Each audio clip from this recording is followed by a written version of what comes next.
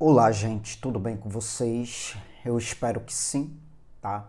Então, estou vindo aqui no canal Só Psicanálise para fazer mais uma sessão para vocês que corresponderá à playlist onde eu venho falando do transtorno de personalidade antissocial. Quem não assistiu os vídeos anteriores e desejar aí ter uma compreensão abrangente acerca do assunto, você pode vir aqui no comentário em destaque na plataforma do YouTube e você vai encontrar aí o link da playlist que vai te encaminhar para os vídeos organizados a partir de uma ordem lógica de compreensão. Bom, eu quero dar continuidade à questão do transtorno de personalidade antissocial. Vimos anteriormente, que o sujeito, quando acometido por essa disfunção, ele frequentemente, na verdade, tem uma tendência aí para que de modo frequente ele venha estar envolvido em atividades ilegais, atividades fraudulentas, Ele tem uma tendência para de fato ser imprudente, tá? Por que isso se dá? Isso se dá porque ele está em busca de uma satisfação pessoal, de um prazer imediato, onde, devido a este transtorno, esta satisfação pessoal, este prazer imediato se fundamenta muito naquilo que há de ser a transgressão. A transgressão do que mantém de fato a sociedade em harmonia, tá? E aí ele acaba tendo uma tendência, para esse tipo de dinâmica, entende? E o que é que acontece? Diante disso, como já vimos anteriormente, ele não tem uma inclinação para experimentar aquilo que a gente chama de remorso, Ele causa danos ali, ele causa danos ao outro, mas o que é que acontece? Ele não tem a inclinação para experimentar aquilo que há de ser o remorso. E para compreender esse tipo de dinâmica, é essencial, como eu já falei também anteriormente, é muito essencial explorar as defesas psicológicas. Por quê? Porque esse transtorno acaba se fundamentando em certas defesas psicológicas que são bem pertinentes na dinâmica de vida desse sujeito. E uma característica marcante, eu também já falei sobre isso, mas estou fazendo uma retrospectiva, para contextualizar este vídeo aqui. Uma característica marcante é a capacidade de fato justificar, é a capacidade de fato racionalizar as suas ações. Então, o sujeito que está aí acometido pelo transtorno de personalidade antissocial, ele acaba tendo uma inclinação para se convencer de que as suas vítimas, elas merecem o que aconteceu.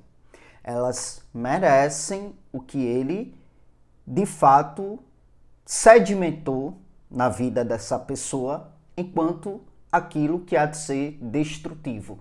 Então, ele cria ali uma narrativa que acaba o absolvendo daquilo que há de ser a culpa, Então, o que é que acontece? Eles adotam uma postura, que de fato há de ser uma postura que busca, vamos dizer que, preservar uma imagem positiva do seu si mesmo. Como que se dá essa postura? Essa postura, ela é fomentada pelos mecanismos de defesas psicológicos mesmo, Eles tendem ali a justificar, a racionalizar, de modo que essa justificativa, que essa racionalização, o leva para o ato de minimizar a gravidade do que fora feito com o outro.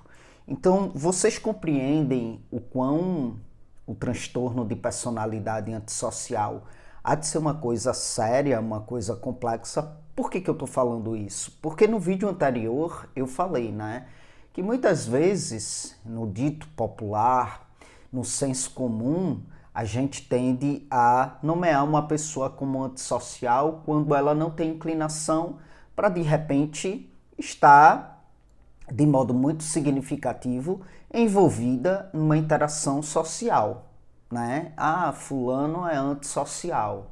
Ah, fulano não tem interações sociais, portanto fulano é antissocial. Aquilo que é anti é contra a sociedade, contra normas, né? Contra aquilo que promove a harmonia social. E uma pessoa que não tem inclinação para estar imersa em interações sociais, não necessariamente ela vai ser uma pessoa antissocial, entende? Ela só é mais introspectiva, ela só é mais reservada, né? Ela só é mais comedida, mas quando ela sai em sociedade, ela não promove ali nenhum mal-estar neste meio social, né? Então, de novo salientando, o transtorno de personalidade antissocial é algo que vai para além do simples fato de ser mais reservado, de ser isolado. O transtorno de personalidade antissocial vai para além disso, entende?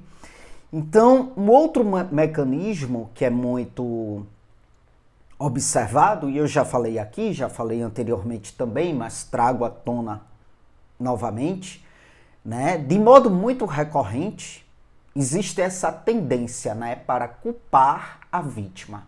A culpa é da vítima, sabe? Aqueles com transtorno de personalidade antissocial, eles acabam atribuindo a sua imprudência, né? Acabam atribuindo a sua tolice, a sua, vamos dizer que, conduta tola, né? Há uma, vamos dizer que, há uma falta de atenção da vítima. É como se a vítima, de fato, fosse a causa dos seus problemas, frente àquilo que esta pessoa com transtorno de personalidade antissocial promoveu à vida dela. Entende? Então, se isso aconteceu, a culpa é dela. Falta de atenção dela. Ingenuidade dela. Né? Distração dela. Ela mereceu para ser mais atenta para a vida. Para ser mais esperta para a vida. Então, o sujeito que tem um transtorno de personalidade antissocial desloca, de fato, a responsabilidade para o outro.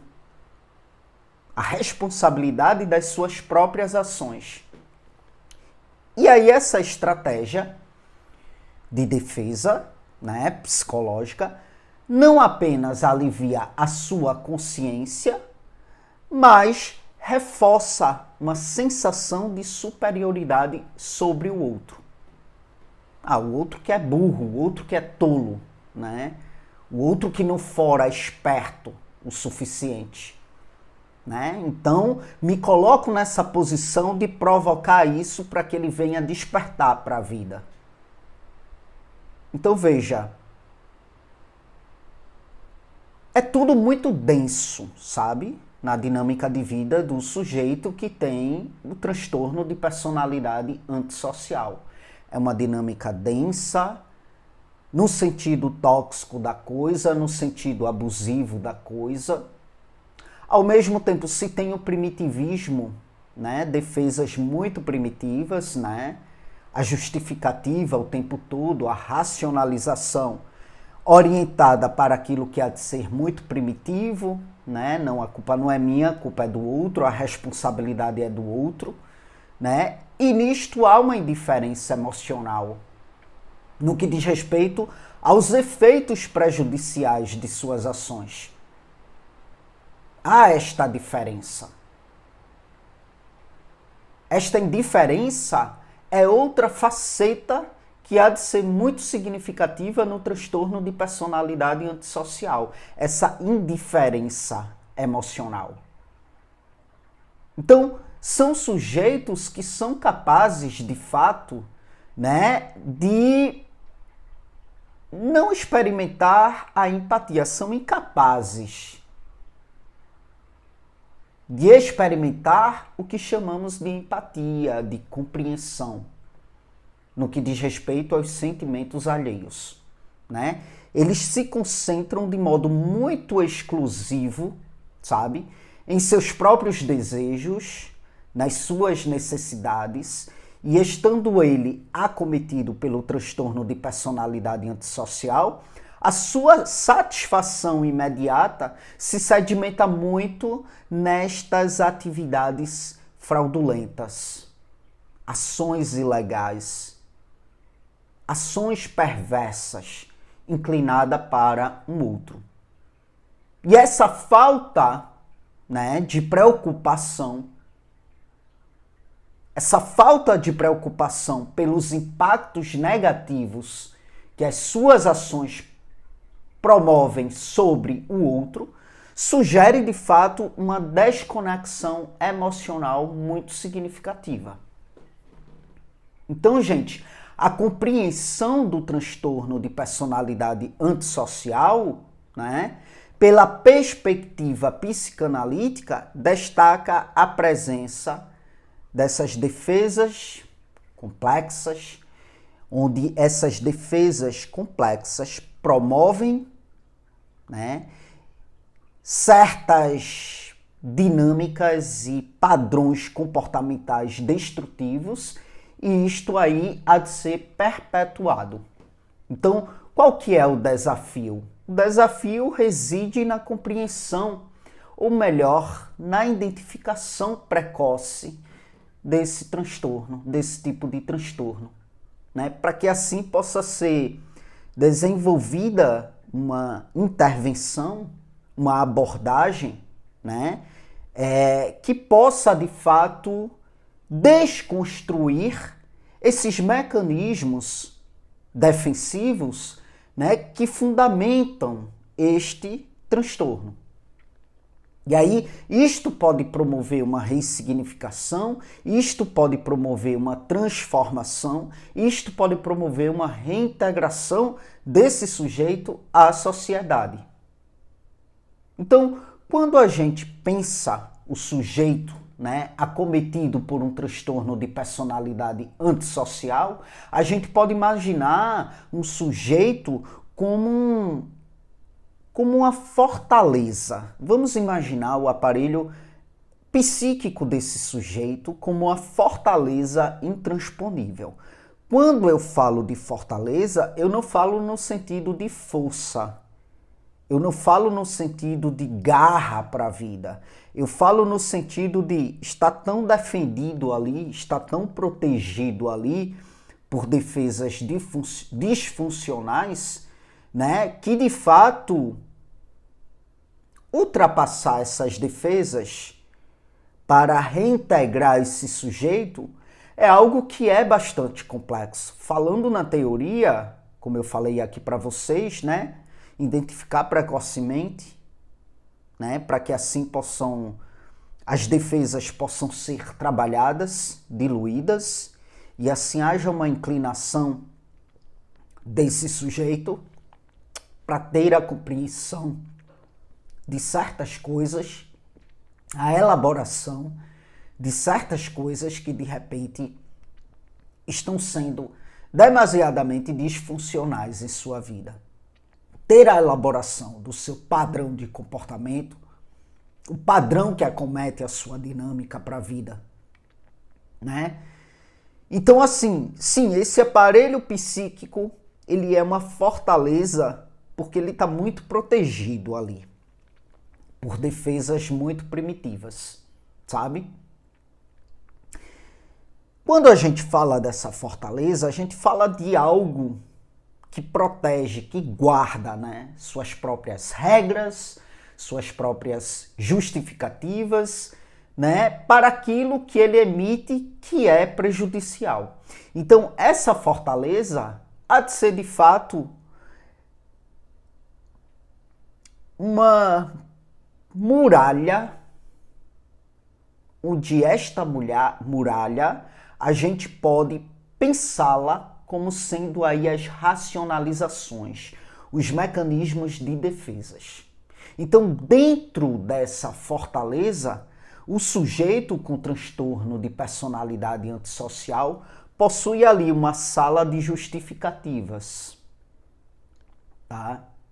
Onde nessa sala de justificativas ele é moldado, as suas narrativas são moldadas no sentido de ter uma explicação plausível para os seus atos ilícitos, sabe? É como se ele estivesse assistindo um filme, onde ele há de ser o herói e todos ao seu redor são ali personagens secundários, onde cada um merece o seu destino. Cada um merece o seu destino. E ele, como superior, e ele, como herói, ele vai discernir qual que é o destino de cada um. E ele vai promover esse destino para cada um. Entende? E aí isso cria uma realidade alternativa que o isenta de culpas. E aí a gente tem lá a sala da culpa. E na sala da culpa há uma máquina de atribuir responsabilidades, onde de fato ele aponta o dedo para a vítima. Isso aconteceu com esta aqui por causa disso, disso e disso. E vale salientar, gente, que isso tudo é uma dinâmica inconsciente. Ele não faz isso de modo consciente. No entanto, não o isenta dos seus atos ilícitos. Não o isenta, tá? Porque é a partir da sua dinâmica prejudicial que ele pode vir a se implicar e acessar o que é que está acontecendo ali no seu inconsciente. Mas o fato é que as defesas são fortalezas que o impedem de se voltar para essa implicação. Né? Então, imagina ali um jogo de tabuleiro, onde em vez de aceitar, né, que as consequências das jogadas ruins há de ser proveniente da sua falta de percepção, da sua falta de implicação no jogo, ao invés de ele se implicar nisso, né, ele muda a regra do jogo. E ele vai culpar o jogo, ele vai culpar as regras do jogo, né, que não estão aí coerentes, ele vai culpar as peças por estarem ali no caminho errado. Mas ele não vai se voltar para ele e entender, eu preciso estudar mais isso aqui para ter uma estratégia mais funcional, para ter uma jogada mais funcional. Ele vai atribuir a culpa às regras do jogo, às peças do jogo, mas jamais ele vai se implicar para se perceber nessa jogada, entende? Então, gente, estamos diante de um feitio que, de fato, o coloca numa dimensão de superioridade mesmo, de que são infalíveis. Então, eles não são só absorvidos da culpa, sabe? Eles têm aí um reforço, uma dinâmica que reforça, de fato, a ideia de que são superiores, de que são infalíveis.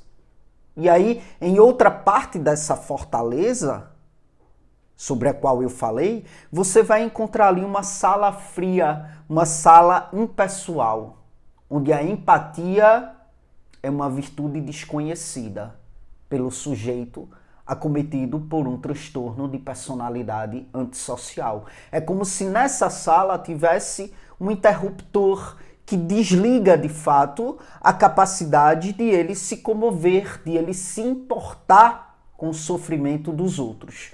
E essa indiferença de fato, o protege de sentimentos que venham ser incômodos, né? E dá a eles permissividade, né? Para que eles possam agir sem de fato considerar as consequências emocionais das suas ações no que diz respeito ao outro. Então, gente, entender esse tipo de transtorno, entender o transtorno de personalidade antissocial, é como decifrar os mecanismos de defesas, né, dessa fortaleza que acomete o aparelho psíquico. Mas, de novo, quando eu falo dessa fortaleza, não é no sentido de fortalecimento saudável, mas é um fortalecimento muito primitivo que o leva a esta dimensão tão disfuncional. Sabe? Então, entender esse tipo de transtorno é como, de fato, decifrar esses mecanismos de defesa, né, que, de fato, promove aí uma proteção primitiva nesse aparelho psíquico. E analisando essas defesas, esses mecanismos de defesas, que podemos aí ter uma inclinação para identificar os sinais precoces, sabe? E assim como eu falei, né, desenvolver estratégias interventivas que possam, vamos dizer que, desmantelar de modo gradual essas muralhas, possibilitando de fato uma reintegração, uma funcionalidade, né, que venha a ser de fato saudável no que diz respeito a esse sujeito em suas interações sociais. Então, é como aprender de fato, sabe, a desarmar aquilo que há de ser um complexo quebra-cabeça. Complexo quebra-cabeça. Desarmando isso, podemos auxiliar este sujeito a, de fato, construir pontes simbólicos, em vez de diabólicos, em vez de construir essa fortaleza aí tão primitiva e que o disfuncionaliza muito, né? Porém, como eu falei para vocês, é algo muito complexo, sabe? Quanto mais identificar precocemente, melhor para trabalhar, né? Mas quando isso já está enrijecido de modo muito significativo, é algo muito difícil de trabalhar por conta dessas salas dentro dessa fortaleza, né? Que são muito densas, que já estão muito fundamentadas, entende? E aí desconstruir essas salas é potencialmente complexo para que esse sujeito venha a ser funcional, entende? Então é isso, gente. Eis aí mais uma elucidação aqui para a playlist referente ao aos transtornos de personalidade, né? Como eu falei para vocês, o link vai estar aqui no comentário em destaque na plataforma do YouTube, tá bom? Gente, eu me chamo Caio Fernando, para quem não me conhece. Eu sou bacharel em psicologia, eu sou especialista em neuropsicologia, tá? E eu faço atendimentos 100% online. Portanto, eu atendo em todo o Brasil. Se você estiver em busca de um acompanhamento psicológico, você pode entrar em contato comigo através do meu WhatsApp, que vai estar aqui na plataforma do YouTube, tá? E aí eu te passo as informações pertinentes quanto a um acompanhamento psicológico comigo. Eu sou especialista em neuropsicologia, tá? Mas eu trabalho a partir de uma essência psicanalítica, porém considerando também, né, a neuropsicologia, entende? Para além disso, eu trabalho com mentoria, né, supervisões de casos. Então você que é profissional, caso esteja em busca, né, de um mentor, de um supervisor de casos, né, para estudar junto, para discutir os casos Enfim, eu também realizo esse tipo de trabalho, então você pode entrar em contato comigo pelo WhatsApp também, tá? As sessões também são 100% online e aí eu te passo as informações cabíveis quanto a este processo, tá bom? E é isso, para além disso você encontra aí no comentário em destaque na plataforma do YouTube meus demais projetos aqui na internet, tá? E gente, para além disso, eu vou deixar aí também o link, né, de uma vaquinha online, que é de uma paciente minha, tá? Que sofreu um acidente e infelizmente ela perdeu a perna nesse acidente, né? Ela foi atropelada, tá? Por uma pessoa embriagada no volante e ela perdeu a perna nesse acidente. Então ela está promovendo uma vaquinha online para o tratamento dela, para a prótese, né? Então, se você sentir-se tocado, né, para contribuir de alguma forma, clica aí no link da vaquinha, contribui com qualquer valor, eu vou ficar muito agradecido, tá? Muito agradecido mesmo, né? Como vocês veem, eu tenho inclinação, né, para compartilhar aqui meus conhecimentos de forma gratuita, então eu recebo muitos agradecimentos com relação a isso. Portanto, se você puder me agradecer fazendo uma doação, né, para esta minha paciente, dar continuidade ao tratamento dela e também, né, ter acesso à prótese, né, para que ela possa retomar a vida dela, para que ela possa voltar a andar, eu vou ficar muito agradecido com isso e mais inspirado ainda para continuar propagando aqui, né, a psicanálise, a psicologia, tá bom? Então é isso, o link da vaquinha vai estar aqui no comentário em destaque, tá?